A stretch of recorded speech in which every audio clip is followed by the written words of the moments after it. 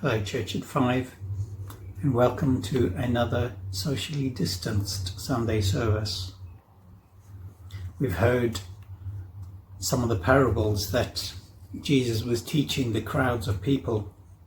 Parable of the sower, sowing seeds on different kinds of ground and the effect that has. The parable of the weeds being sown in amongst the wheat. The parable of the tiny mustard seed which grows up into something big and amazing. At this stage, Jesus leaves the crowds behind and starts to give the disciples a few more insights using more parables. This one's a bit strange, but it's really short. The kingdom of heaven is like a treasure hidden in a field. Take a look around you. What do you see? I see houses out the front, houses out the back. But if I squint round the corner, I can see the green on Strawberry Vale. I'm even lucky enough to have some green stuff growing in the backyard.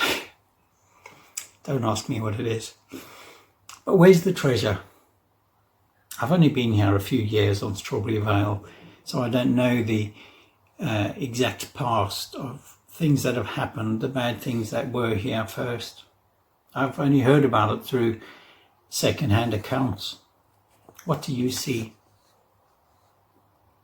If you're going to focus on all the bad things, then that's what you'll see.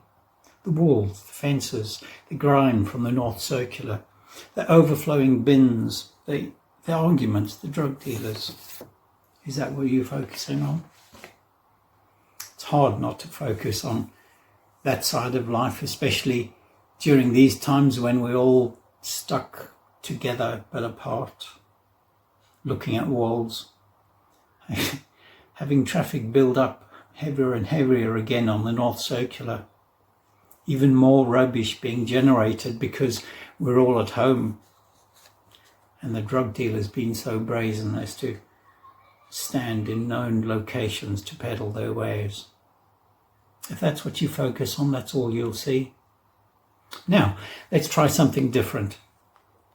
Let's imagine that we could organize a big street party, a banquet for everyone on the estate to come to. Let's imagine a huge line of tables end to end. Where would we put them? Probably up at the far end of Brook Walk if we took the gates down. It's probably the only place big enough to hold such an event. Let's imagine the tables being covered in bright tablecloths with cups and cutlery and everything on the tables. Let's imagine there's enough space for everyone on this estate to sit down and have that banquet together. Now, who's going to do the food?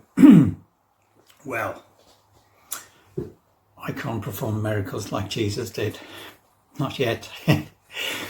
Let's imagine we were able to produce enough food because costs have been covered somehow.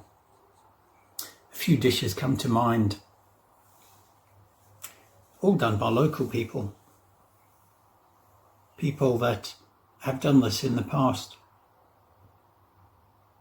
Jerk chicken, spicy rice, samosas, barbecues, burgers, sausages, maybe even a steak or two. A nice curry, potato salad, green salad, tasty tofu, bean salad, fried halloumi.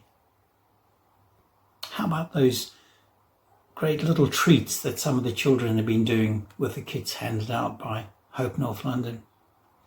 All rounded off with a nice, huge, full-fat cheesecake. I could go on listing so much more, but I'll probably start dribbling, so we won't do that. Enough food for everyone. Those treasures came from our homes, We may not be able to cook enough for a banquet by ourselves, but every now and again we are able to produce something nice for ourselves. Those treasures are all local, but they're hidden from plain sight. Those treasures are not focused on because they are hidden. Those treasures do exist. We know because we've tasted them. So, what do you do to get a good meal now and again? What do you sacrifice so you can have that meal? What are you willing to give up just for that meal?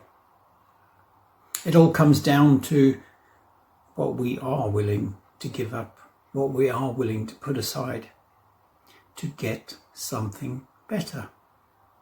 Now, let's look back at this parable. This man found something better than what he had. It was hidden, not in plain sight, but he was willing to give up everything he had so that he could gain the treasure. He knew he would get something better. God has promised us a place where there's no more hurt, no more sorrow, no more fighting, no more death. None of the things that surround us in everyday life. It is there, but it's hidden. To gain this amazing treasure, we may well have to give up something that we've got now. The things we hold on to tight because, well, just in case. God wants us all to gain this amazing treasure called heaven. No matter what we've done in our pasts, no matter how we've suffered, no matter how bad things were or are, God wants us to have the best. Now, you've probably heard Helen saying things like, keep the main thing, or keep the real thing. What God impressed on me a day or two ago was to say, make it real.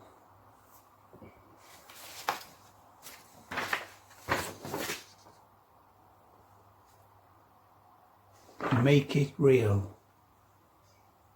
God wants us to make it real because that's what He's given us.